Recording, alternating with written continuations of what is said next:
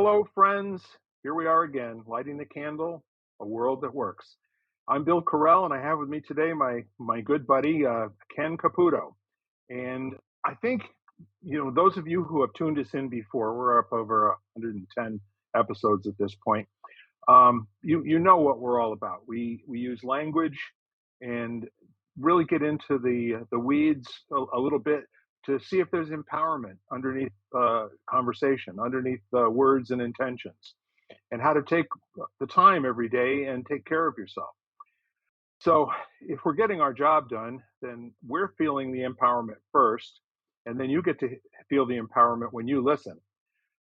So today, at the top of my head, Ken, is two words. I'm thinking uh, partnership and community.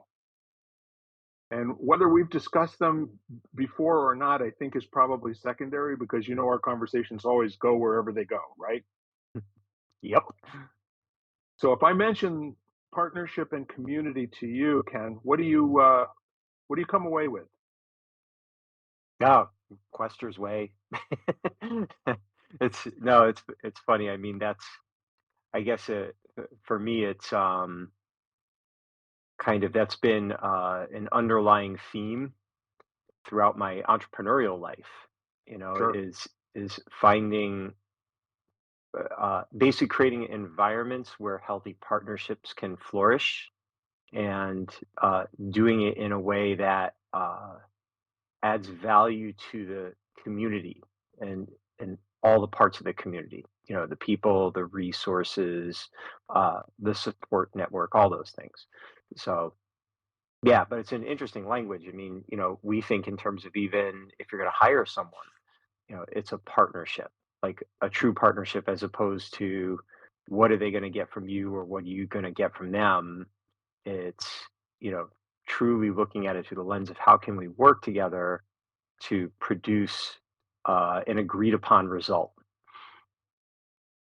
Yeah, there's an interesting part of that if you're developing a partnership with an intention to synergize, it's quite different than developing a partnership to where I hand off my responsibility and give it to you, and then I don't worry about it anymore. You know, Mhm. and there are a lot of business models where that's the case. There are people who operate in silos or bubbles, and if it's not on their table, it's not their responsibility, and they cease giving it any further energy. But we often start off talking about the definitions of these words, right? So let's go and take a look and see what the dictionary is saying. We'll do community first. It's interesting because of the way that community gets used, and in many cases, it gets used for a purpose, like a tool. So um, I'm looking at the dictionary.com definition: a social group of any size whose members reside in a specific locality. They share government and often have a common cultural and historical heritage. A locality inhabited by such a group, a social, religious, occupational, or other group sharing common characteristics or interests and perceived or perceiving itself as distinct in some respect from the larger society within which it exists. So I think that's probably the one where I think it gets used and misused the most, where people talk in generalities about, this community or that community, like they all have this common core and are thinking, at the base of everything exactly alike, and they all follow the same mores and rules and what have you. And nothing could be further than the truth.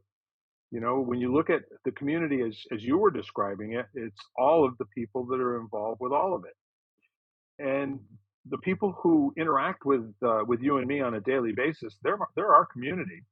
They're the ones who are imprinting and saying things to us that we're thinking about it. We're sharing energy and smiles and love and all that sort of thing. And it has rarely anything to do with either our cultural background or our skin color or anything of that nature. That's what other people who want to do the reporting will use to classify us so that they can make generalities about all the people in that group. You know what I mean? Like the martial arts community, Ken? Like you guys all think alike, right? Well, it's kind of interesting because I guess it's a good point because really you're talking a community is just a group of people that are sharing a space. So that space could be in an industry, it could be geographic, it could be values, it could be gender or race or ideals, could be anything. So I guess the question becomes, what's the context? So there is a martial arts community. To me, a functioning community is one where the diversity is accepted and we look for the the common core that we all share. So, and that's where, you'll have tension created when, someone in the martial arts community is like, if it doesn't work in the street, you're not teaching martial arts, or if it's not 1,000 years old, it's not legitimate, or, whatever it is. So, so you have that part where there's going to be tension created, but it's still a community. It's just not uh, functioning that healthily. So, and then you get other people who have, they lead with curiosity and they're like, that's interesting. I have a lot of conversations with martial artists about what they value in martial arts, and, you know, and how clear are they on defining that value in a way that they're teaching students who align with those values, you know. So, I mean, if someone wants to come into our dojo and, they want their kid to start getting punched in the head really hard to toughen them up, we refer them out to a different school where those values are something that they prioritize, because we just don't. And we're not judging it. We're not saying, I mean, if you feel that that's what your child needs, we're just being clear that that's not, one of the parameters of how our school operates and functions. We just choose not to have that element. So, you know, And I think what you're saying is really powerful because I believe that people choose their community by the time that they spend. And just to say that people with similar interests are part of a community without interviewing them and asking them what they really are interested in, that's sloppy as far as I'm concerned. I think it takes no thinking at all to group people according to outward appearance or the language they speak or something of that nature. And nothing could be further from the truth. You've got a bell curve within any group that you have along any line that you want to measure. People who are in the middle of the curve in one set of questions are going to be at the high end of the curve in another set of questions. So to group them together by the least important attribute, which is how they look to you, or the person who's saying what that community is, it's more, a tool to be used in terms of making a point for which there is no data available, but you're going to use. But we all know what that community is and how they operate and who they are, and likely we don't. And people just don't question it all that often.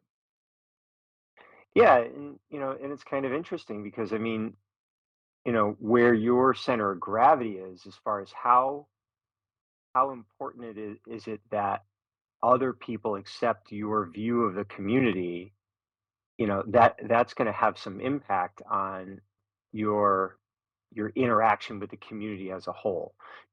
So sticking with martial arts, if you believe everything needs to be combat oriented, that's going to put you into a smaller wedge of that community that you have agreement with. So you may actually kind of insulate yourself from a larger part of the community because you just don't believe they even belong in the community. Right. But it's too bad. They're in the community whether you want them there or not. You don't get to decide that. You can try to throw them out, but but all you're going to do is continue to create tension for yourself and the people that you're injecting that on. So it's kind of interesting, for some people there's this level of protection based around, they fiercely defend what they believe that community to represent to them, and then others are more open and they're just looking for that common narrative, like what's the thing that we can all agree to, we can all rally around, like every martial artist, if you ask them, is the martial arts something that's valuable for people to learn, can it be helpful in their life, and you don't give it any more context, anyone that believes in the martial arts is going to say yes. We can all agree to that. So now, how you feel it has value, that's gonna we're gonna start to see the splintering. It's purely for self defense. It's for wellness. It's for I don't know, getting better grades. It's for making a better family. Whatever.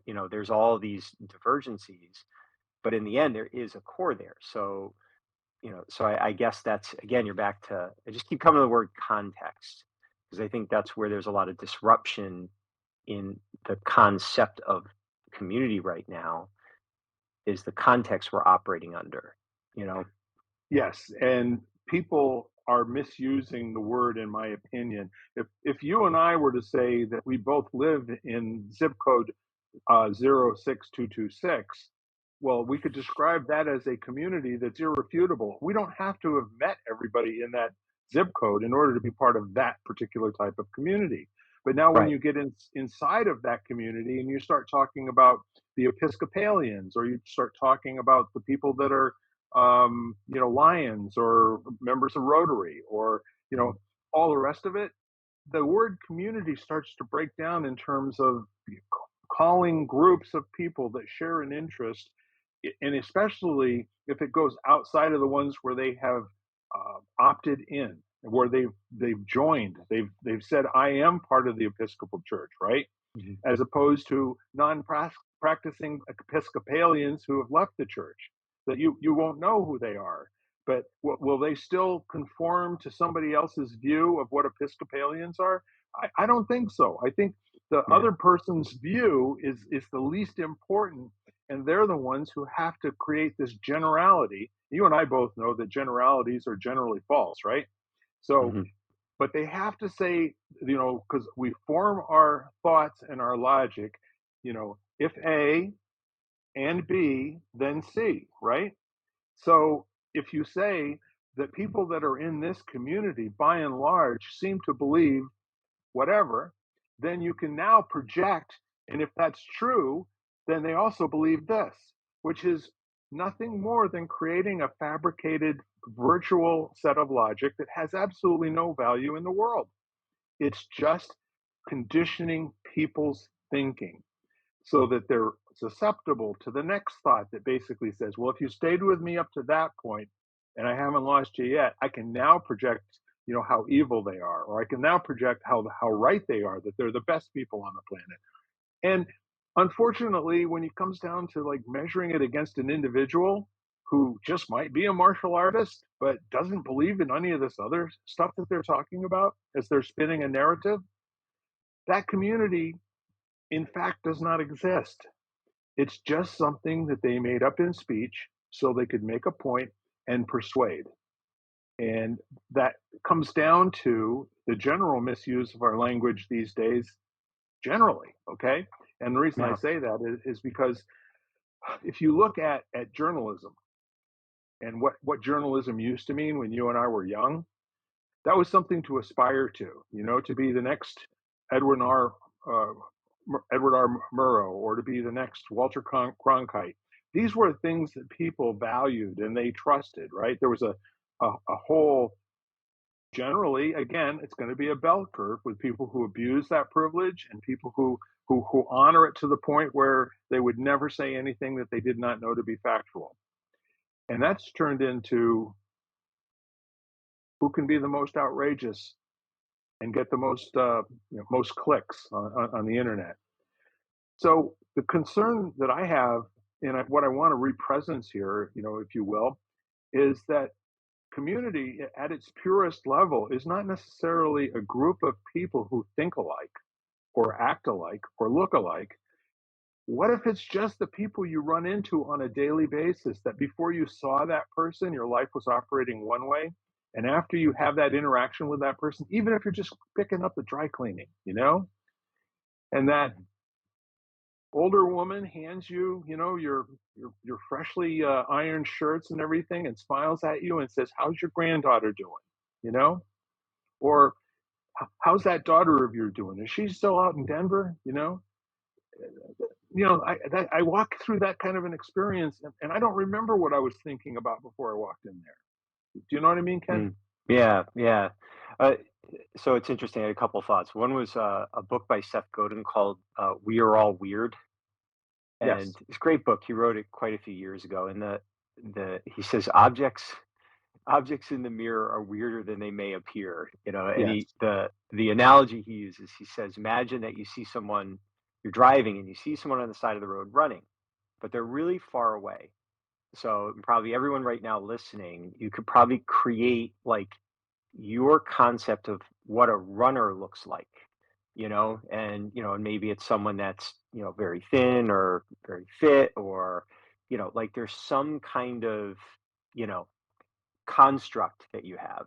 So, and then in the book, he says, but as you get closer, all of a sudden, you realize this is a 300-pound man gasping for air, limping along in a pair of jeans, that kind of thing, where Yeah. they don't fit your preconceived notion.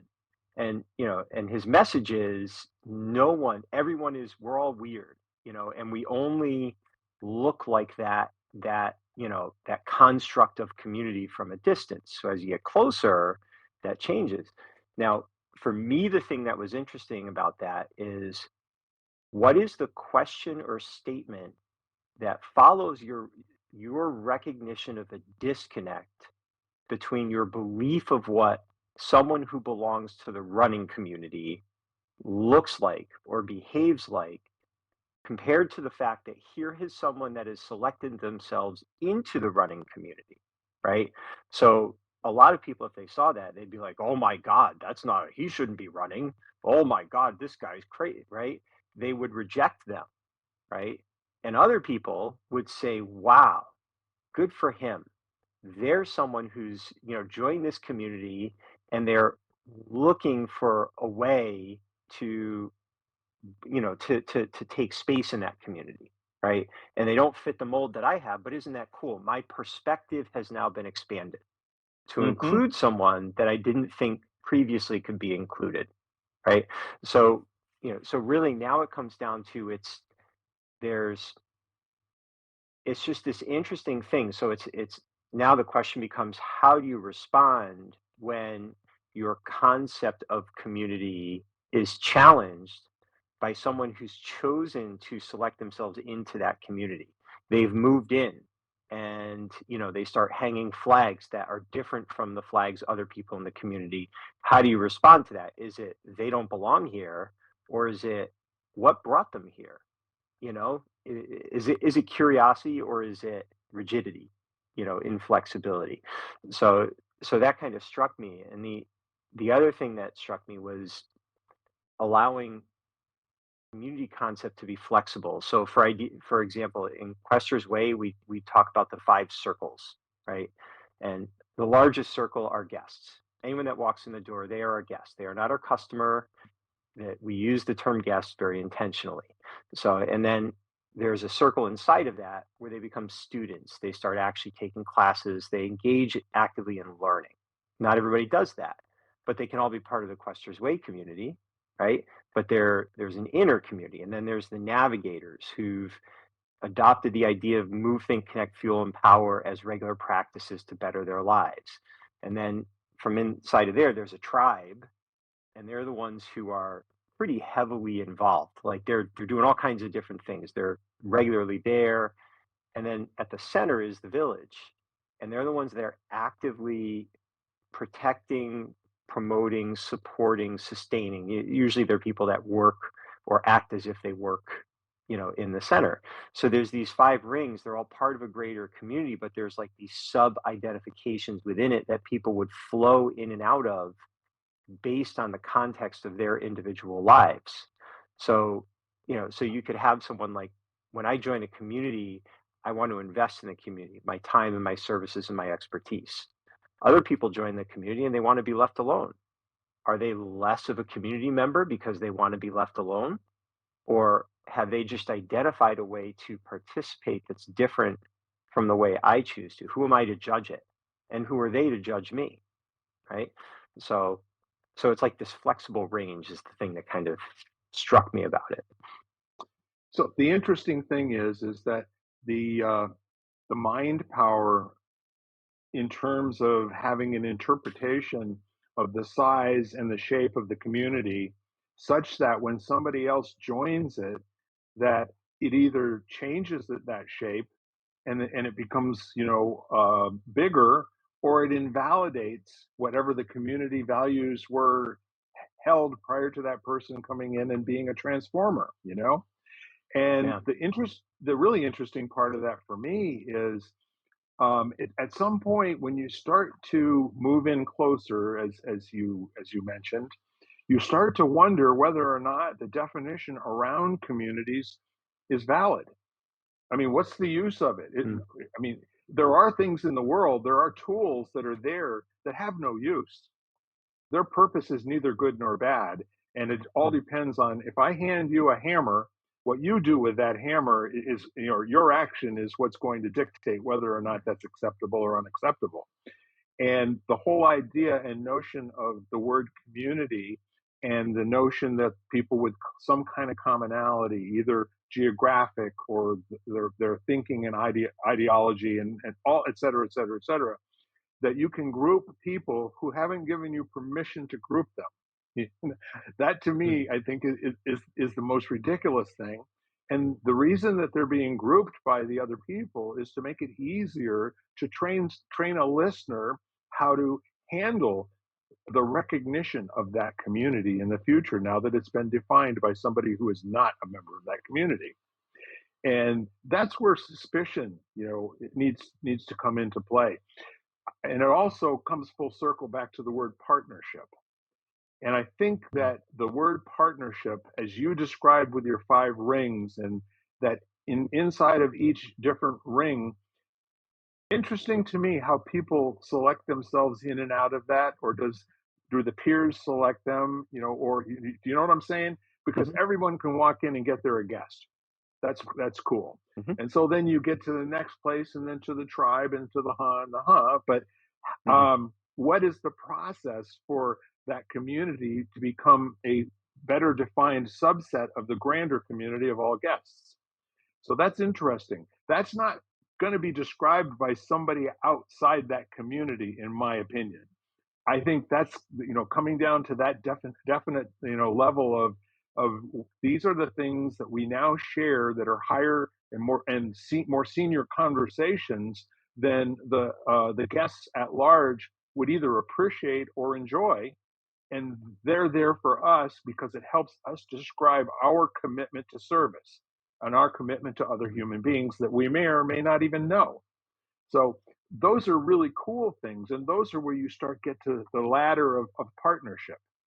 And the first Mhm. one is where you share a positive idea of the future with somebody without necessarily any total commitment to go and make it happen yet, right? But you do believe that there is something possible, that if more work were to be put into it and more discipline in terms of going through the actions to accomplish it.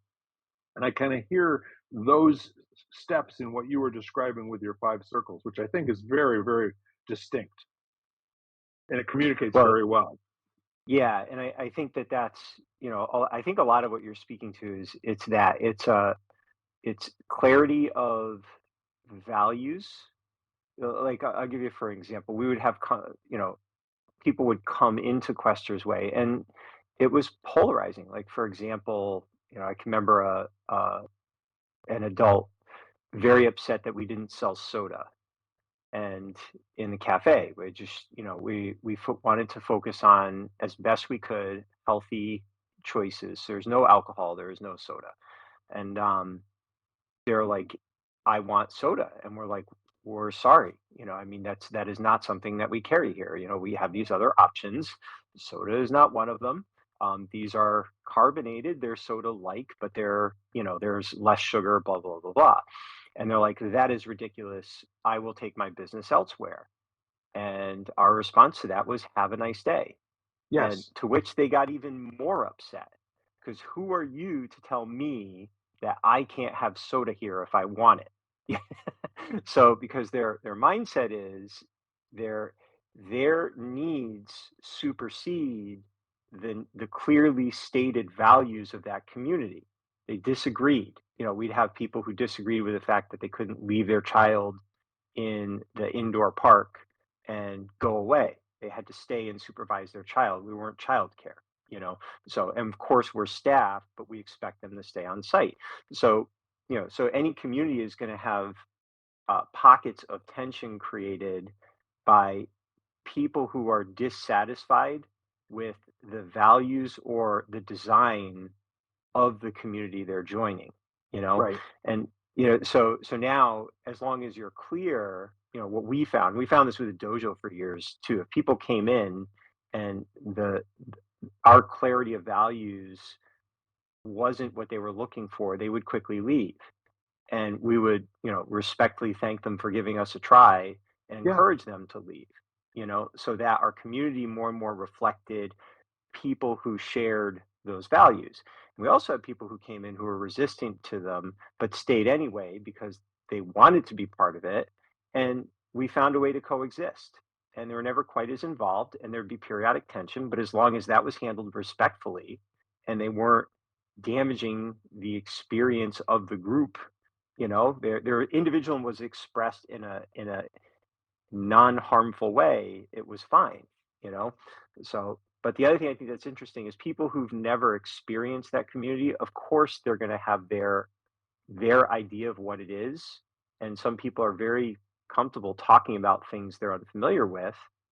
Let them talk, and generally speaking, if they show up, that'll change their perspective, or they'll leave having built a narrative that allows them to hold on to the perspective they wanted to hold. But why should the community care? I mean, as long as they're not actively breaking it down, what's it matter? Well, and that's a really good point because almost without exception, every organization that was complex in terms of those values, in terms of the mores, where you couldn't walk in and immediately know, like in a swimming pool, if the lifeguard whistles, you get out of the pool. Okay. Yeah. Everybody got that? Short of that, there's no running, there's no, throwing objects, and that's it. Mm. Let's all go have a good swim now. But any other more complex set of trainings, if you will, Mhm. or even a church environment or a social club or something of that nature, there's always people coming in and saying, "Well, why don't you do it this way?" Mhm. And the answer is because we do it this way. The club you're looking for is meeting somewhere else.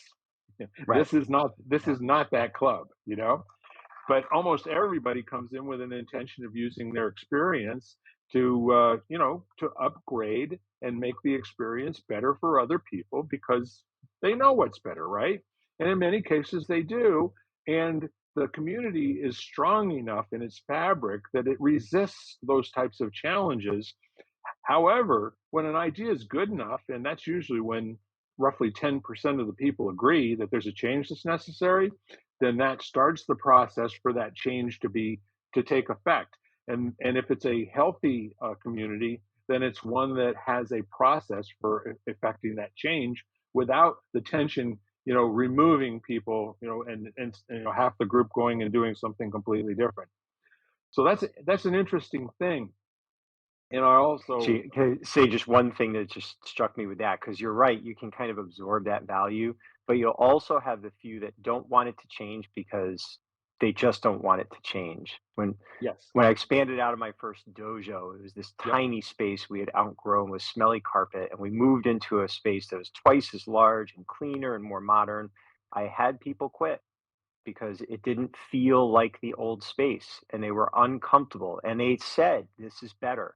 My kids have more room. The lobby is so much nicer." They knew all of the value, but they just weren't comfortable with the change. So no yeah, matter what you do, you will have the people that they they want to live like it was the 50s still because that's what they remember as being a highlight in their life or whatever decade, pick a decade. So, or, the the town has changed. They paved that road, or that favorite old mom and pop shop is gone, or whatever it is. And it doesn't matter how much value is absorbed in that replaces it. It's different, and that's the problem. So you have to kind of accept that. I mean, yeah. The whole notion of managing change such that everyone has an opportunity to healthily opt in or opt out.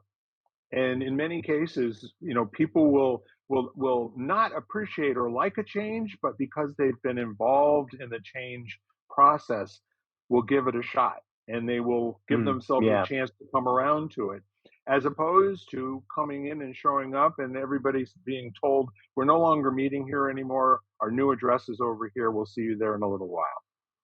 Like, what? You know? But if you had, people out looking for space together, coming back, sharing what they found with other people so that folks are starting to look at, the change as being something that's an upgrade in the process and is intended to do that, then there's a completely different reception to it. And all of that byplay and all of that inclusion is what I say is a healthy partnership. Hmm. The notion of people making a decision to do something together, which is either going to be a social contract, or in cases of business where you and I sit down and we sign an agreement to form an LLC and our names go on the bottom of it. That's an agreement to be partners.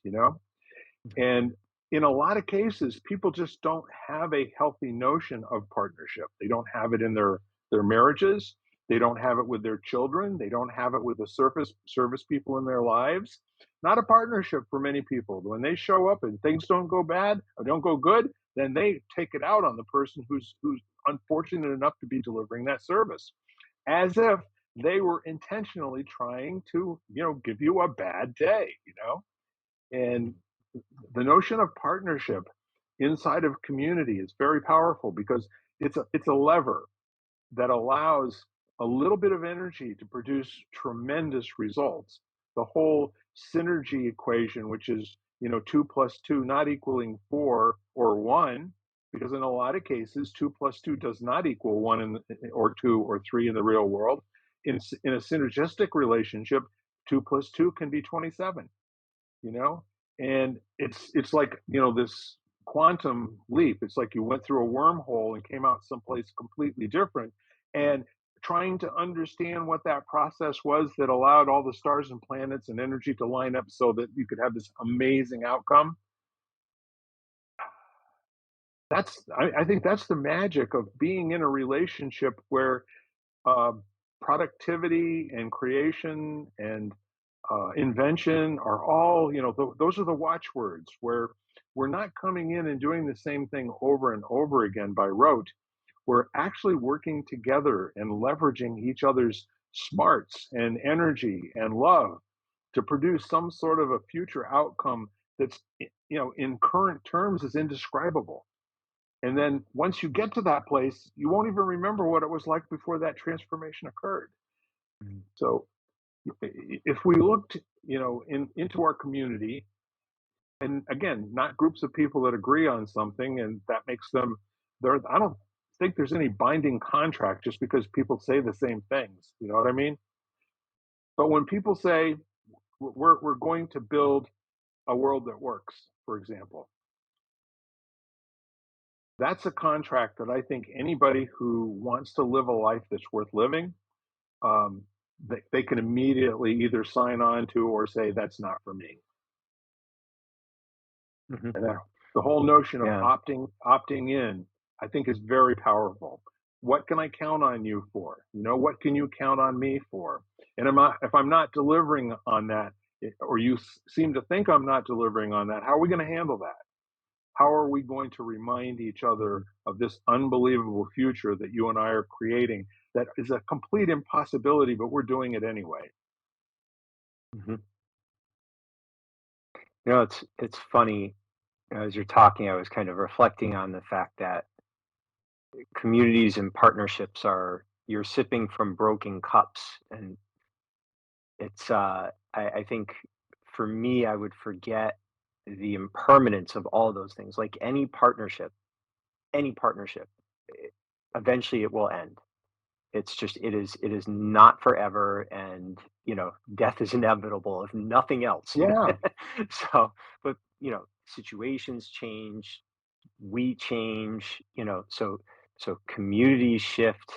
So it's this interesting thing where I think when I was younger, I would create this kind of eternal expectation of the partnership, like it was a fixed value, and that can really lead to a lot of problems because now rather than recognizing, okay, we had an agreement and now what we have is a disagreement because we evolved beyond, outgrew, or are no longer interested in the agreement that we made. You know, Yeah. it's like, a pair of jeans from high school. I mean, even if you still fit in them, would you want to wear them? Yeah. Would it feel right anymore? Does that mean there's something wrong with you? Is there something wrong with the jeans? No, it's just the impermanence of everything around us. So I wonder if some of the difficulties people feel with either a fear of entering into a community or partnership or recognizing that it isn't what they thought it was or it's no longer what it used to be, is that just our own difficulty with resolving ourselves with a paradoxical nature of, our present moment and the impermanence of, you know, the future moments, you know? It's a completely remarkable thing to take a look at, and you're absolutely right. Most people are so um, unfamiliar with creating a functional partnership. They mostly do it out of need. It's like you possess some Yeah. skills that I don't have, and I believe you can do X, Y, and Z, which may or not be true, right? So the really neat part of people who have experience in creating partnerships is they create an off ramp before we get started. If things are not working out, here's how we're going to resolve it. These are the things that we will build into that because the fact of the matter is whenever you try something, there's three outcomes. You get what you intended, you fail at getting what you intended, or you don't realize that you failed in the past and it's not working anymore. Those are like three different things that can happen. I'm sure there are more, but nobody ever talks about that one where it's not working, you Mhm. know? When you get an outright failure, which means you go to write a check and there's no money in the bank account, that's a failure that everyone can agree on. And now we need to go try something else because we can't put food on the table, right? But how about you got just enough money where nobody's really getting what they need, and it's clearly not working, but everyone wants to believe if someone tries harder or if we all try harder or whatever that is, that the effort's just not there, and if we give it the college try, and not taking a hard look at are the fundamentals in place for this equation to ever yield more than 1 plus 1 equals a half, or 1 plus 1 equals Yeah. one and Yeah. a half. So I think the neat part of looking at partnership, to me, when people opt into a partnership like a marriage where you make vows and you say, this is what I intend to do, I think there's an unfortunate ease of getting into it, and there's a stigma with getting out of it. And I'm not talking in specific now. I'm stepping back and I'm basically saying, interesting to me, why is it that 3 out of 4 marriages are now going to end up in failure? And why is it that most people who get married one time and get divorced one time will probably be married to 3 different people during their lifetime? And some of these other truisms, and Mhm. statistics that they're coming up with. And it makes you wonder if the partnership game is broken or people's understanding of partnership isn't what it used to be, because there were generations of people who never even met the person they were going to spend their whole rest of their life with. It Mhm. was arranged by their parents when they were very, very small, and then when it came, they didn't quit because their culture was so strong and their community was so strong. You don't do that around here. So Mhm. people would live their lives in misery when the right thing for Yeah. them to Yeah. do was to get a damn divorce. And Yeah. then Yeah. then you see the people that are, I like to call them frequent and repetitive offenders, where they get married 6, 7, 8, 9 times, in their lifetime. And I remember, Liz, what's her name? White Diamonds, National Velvet. Uh, Liz, you know who I'm talking about. She said, Yeah, yeah. I love getting married. Okay. Seven marriage partners in her lifetime. And what a wonderful woman, had a really healthy view of it. It'll be good while it's good. And then when it goes bad, we can tag out and go to different corners. Yep. No harm, no Well, foul. And she made more money than anybody she ever married. So, yeah. Well, it's interesting. I mean, you could look at that even, you know, professionally. Like it used to be, you stayed at one job, right. and the focus was on, I think more than anything, stability and that guaranteed retirement check, at the Yes. end of it all. So your happiness or your job satisfaction and happiness was not the highest priority, you know. Yeah. And in talking to a lot of people under 30 right now, I've been interviewing, they're not interested in stability. They're interested in fulfillment. They're interested in meaningful contribution.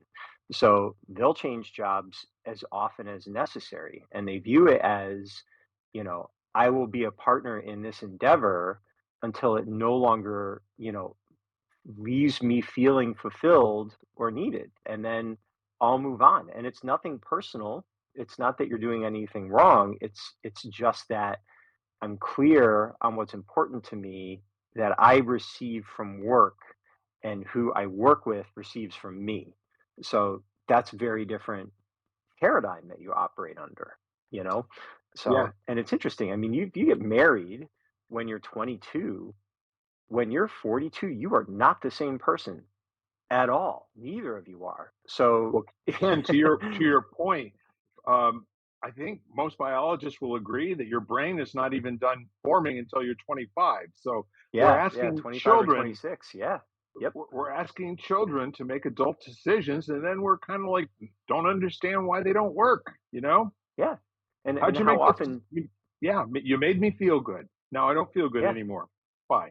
And you were raising children together, and it turns out that was the focal point, and then they leave, and now Yeah. you're looking at each other and you're realizing, we don't have much reason to be together anymore, you Right. know. Some people, I mean, I know of one friend who's very, very comfortable being alone. He has no desire, he has friendships, and he has no desire to have a marital partnership anymore. And Right. he's not bitter, he's not angry, just clear. Likes being alone, likes having his own space, likes his social environment that he's in. Is has wonderful relationships with his ex and his kids. It's just the choice, you know? Yes. So so it's interesting how, you gotta wonder if we're just in a place where, each generation, the way they view and prioritize things has shifted. So that's shifted kind of behaviors, whether it's around, frequency of changing partners or changing careers or whatever it is, you know? It's Yeah. A lot it's of those under fascinating. a lot of those under 30s say, "Why would I get married?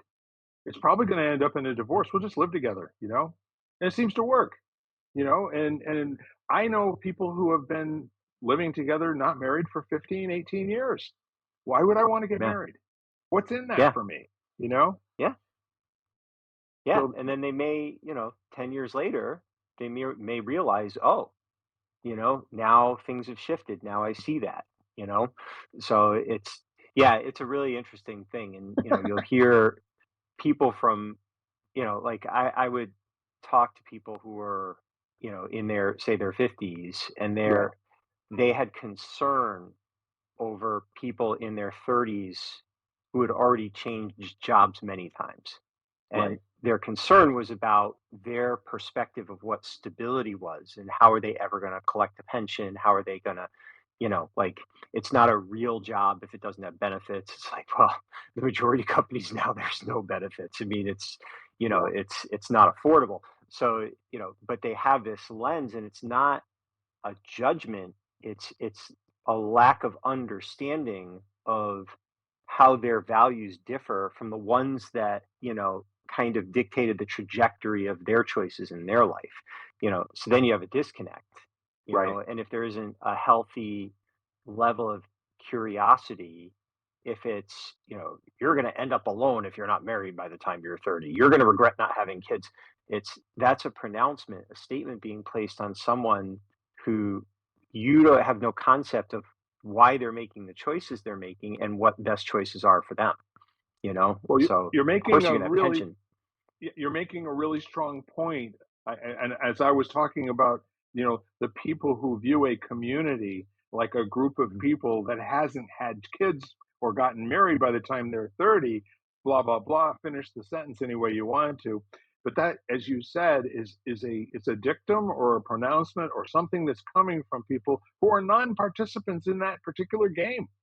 They're not Yeah. people who have any skin in that game. They're not, other than maybe they want things to go well for a loved one who happens to be Mhm. younger. But I'll tell you what, I've seen exactly the opposite happen too, of people who at the end of their 20s have said, yeah, we had to get a divorce. I love her too much to keep going through what we were going through. And they go on the Mhm. rest of their lives not living together, being better partners than when they were.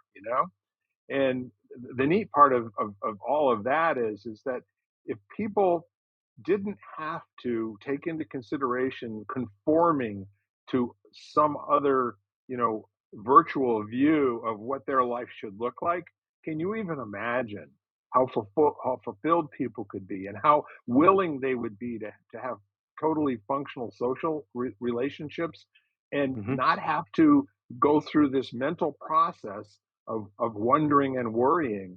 And it just reminds me of a meme that I saw on Facebook. When I was 20, I was really concerned about what other people thought about me. When I was 40, um, I didn't care what people thought about me. And now that I'm 60, I know they probably weren't thinking about me at all.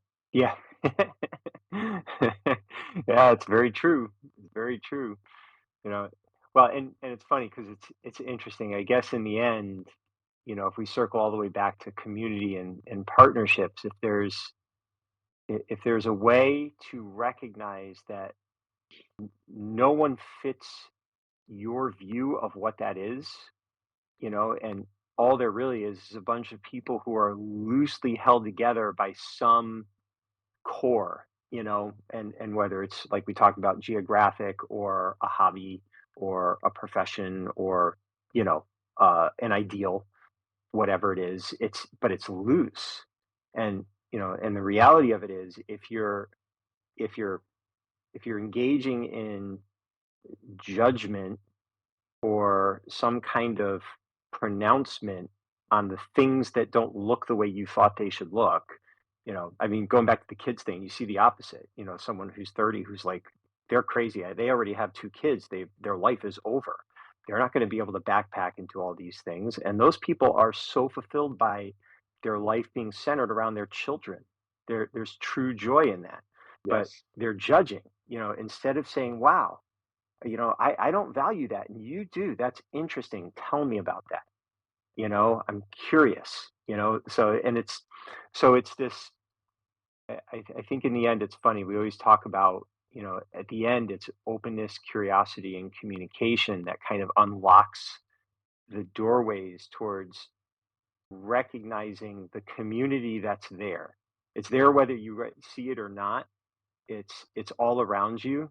It's Yes. just how connected are you to it, and that's gonna be based on how open or closed you are, you know? And then you also get to see that there is no community. It's, Yeah. a hundred, At it's the a same hundred time, per, yeah. it's 100%, like the Matrix, where the little guru kid says, you know, don't try to bend the spoon because that's impossible. Yeah. Better that you understand that it is you that needs to bend. It's funny, And Deepak Chopra, I think it was in Ageless Body, Timeless Mind, yeah, the audiobook I listened to years ago, and he was saying, always remember we're 99.9% space. We're just these particles that are vibrating fast enough that it appears that we're solid and we're not, yes, not on a quantum level, so yes, you're right. It's like it's all, in a sense, it's this paradox of it being true, but also being an illusion in large extent. So yeah, communities are definitely that as well. They're not really solid, but they can yeah, appear to be. 100%. And then what you find is that they are actually created in language and conversation. Like, for Mm, instance, what holds Christians together is, either the Nicene or the Apostles' Creed, and the Lord's Prayer. Those things said over and over by people all across the world in whatever mhm, language that they choose to express it, they have that in common. mhm, And so that community gets created in the moment that it's being spoken, in the moment that it's being created. So, like the world that you and I are talking about right now, the world where it works, mhm. uh, there's going to be a whole lot of well, not that, and not that, and well, that Right. no, that seems to no, but it's not that. And as you go along, what you start to find is that at some point the intellectual aspect of it just needs to go and recede away, and that you just need to be present and enjoy the moment that you're in fully and 100% present, and really getting the most curious, valuable experience you possibly can.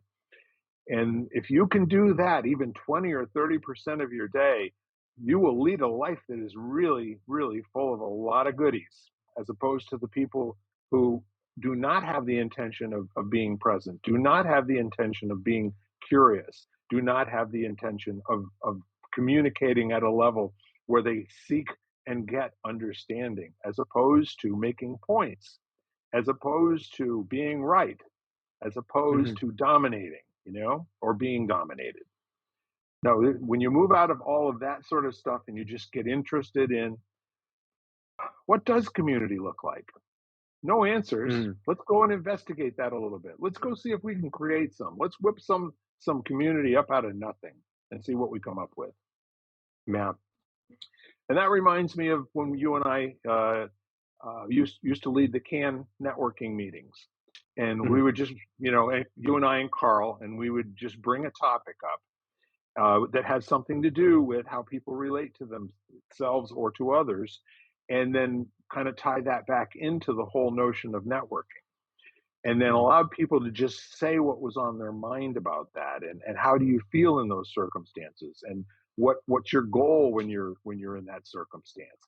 And in doing that, somebody else would invariably stand on the shoulders of that comment and add more, and it just became a Yeah. very rich Yep. rich conversation,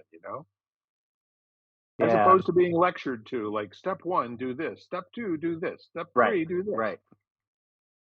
Conversational learning. Yeah, allow people to experience what you're talking about in the conversation you're having. It's funny. I was just last night. I was working with someone who's they're working on a corporate kind of a wellness course and talking a little bit about stress and how we relate to it and that kind of thing. And he was talking about either you have a habituated response where you activate your parasympathetic nervous system or you activate your sympathetic nervous system. So for some people, when something happens, they go into an active mode, fight or flight. They attack it, they try to run away from it, and Yep. others try to process it, the sympathetic. They try to breathe, they try to understand. And what's interesting, it'd be an interesting experiment to recognize in yourself what is your go-to, because that would inform you a lot as to how you're going to deal. Because really, I mean, when everything's going well, when the team is winning, it's easy to have community because there's no crisis. But Yes. when the crisis comes up, how have you conditioned yourself to respond? So and if someone's conditioned themselves to respond, so let's look at martial arts, for example. If there are some of them, they're very action oriented. They have to be fighters because the world is dangerous and they have to be ready to respond instantly with violence, right? So my mentor was the exact opposite. He said, the world has the potential to be dangerous, and my role is to move through the world in a way where I don't invite that danger to manifest itself. So if you saw these two martial artists, one's walking through you know, alert, looking like they're ready to kick your butt if you mess with them. Yeah. My mentor walked through the world with a smile, relaxed. You would have no clue. You met him. You'd never know how dangerous that man was, because Smiling everywhere eyes. he Yes. went, he engaged people in conversation. He was relatable. He left a wake of calmness and peace behind him. So, and it wasn't that the potential wasn't there. It was his nervous system was habituated in a way that helped create ripple effects of a certain type of response. Other people, you hear about them all the time. It seems like everywhere they go, they're getting in a fight in a bar or whatever. And, and a lot of that is the way they've trained themselves to respond to potential, and they're manifesting it to a large degree. Others, it seems like wherever they go, things just kind of go easy and more relaxed and calm. They have a different relationship with those stresses, the tension, than the other person. So, wouldn't that be interesting to know and also learn about the people around you in your partnerships and communities? Which the ones who are triggered, it's fight or flight. It's not personal. It's they want to throw a rock at it or they want to run away from it because that's what they know to do. And then others, you're expecting them to do something and they're like, whoa, whoa, whoa, slow down. I have some questions. Let's calm down. It's like, but we got to go. It's like, no, no, no, that's not the world they live in. So, and again, it's nothing personal. It's just, they have a different way of interacting, you know? Sure. Yeah. There's a psychological chain that's called uh, the triggering process, right? Which basically there is a trigger, then there's a thought, then there's an action, and then there's a consequence. And those are the Mhm. four stages. And there is always a consequence. But most people spend no time in that little in between of the thought, and that thought can, you can change it so that you actually have first the trigger, which we don't vote on. We're just wired a particular Right. way. And Yeah. then Yep. you can have this new step called emotion, and then the thought. So you can then have that judgment that you're talking about. Is this me at my highest and best? Or is there a possibility here that I'm missing something Yeah. before you take the action and you build the consequence for yourself? But Mhm. having a goal that the consequence always is love, like the Dalai Lama, the answer to Mhm. every question is yes, and the key to every problem is love, right? And the Dalai Lama considers it a failure to be angry. It's a failure to be because it's the antithesis of love. It's the absence. Mhm. Anger is the absence of love. And there's this whole thing, that Einstein's theory of there can only be one place, in the universe at one time, and only one thing can occupy that space. So that's one of the fundamental theories, that we operate to when we think of physics. Well, it works also for thinking.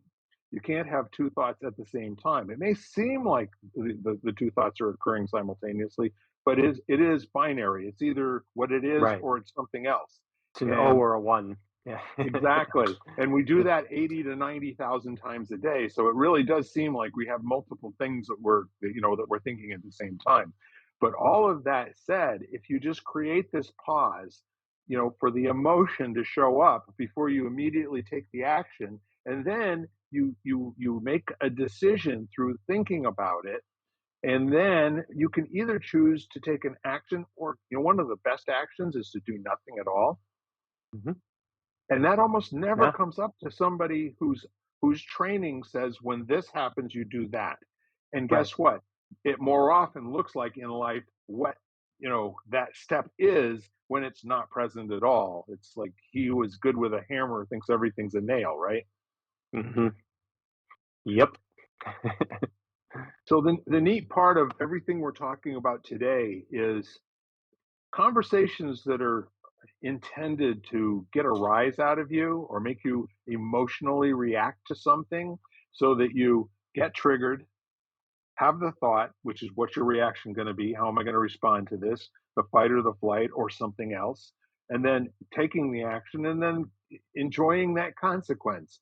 And most of the Mhm. time, if the thinking part is not engaged, having the thought is not engaged to make a decision at that point, then you're doomed to have the same consequence over and over again and never know why. Yeah, yeah. Well, there's not an intention behind it. Because you're right. I Yes, mean, like if you want motivate if you're motivated to work out by watching Rocky and you watch it to be stimulated, then that's helpful. But if Rocky comes on and it makes you want to go out and punch someone in the face, there is just no intention behind it. The movie's the movie. yes, You know? exactly. It's just the way your reference base with yourself and how you experience it is what's gonna, determine the consequence, I guess. Yeah, and the neat thing, just to set your mind all at ease, it was Liz Taylor I was talking about. Oh, And right. yes, Yep. Yeah, yes, there you go. Eric, I was so engaged in the present that I didn't even care whether or not, you guys know who I was talking about anyway. And beautiful, lovely woman, marvelous life. And who cares how she lived her life? You know what I mean? Yeah. It's like we all get to do what we get to do. And as much as we care about other people in moments, like fleeting Mhm. moments at a time, we spend most of our time apart, and each of us gets Mhm. to go on our own track. And what if you have a chance to create a slightly different track today than yesterday? And a slightly different track tomorrow than from today. And that comes from utilizing the gray matter and becoming more curious, becoming Mhm. more present, and using your communication to make things work intentionally. Start out, with that being the roadmap. Where are we going? The intention is to make the world a better place today and tomorrow. We'll see how it goes. Yeah. Any other thoughts to wrap up, my friend? Yeah, I think we covered a lot. This was good, as always. 100%. I love spending time with you. And I don't remember the last time I saw you. I guess I do remember the last time I saw you in person was when we went out to celebrate our 100th uh, podcast. Yeah. That was fantastic. Anyhow, ladies and gentlemen, thank you for your kind attention and thank you for channeling Liz Taylor back to me so that I could wrap that up and not leave it hanging on a cliff. Close But the in, loop, right? But in the meantime, do yourself a favor, light a candle, cast a pebble into the pond, make the world work, to the extent it's possible for you to do it, and enjoy the fruits of that labor. Until next time, be well and be safe. Bye Bye now. bye. You've been listening to Lighting the Candle, A World That Works, part of the Exvadio Podcast Network. You can catch us each week, as well as the rest of the network, at exvadio.com/podcasts, as well as the Apple Podcasts app, Google Podcasts, Spotify, iHeartRadio, Stitcher, Audible, Amazon Music, and wherever you find podcasts.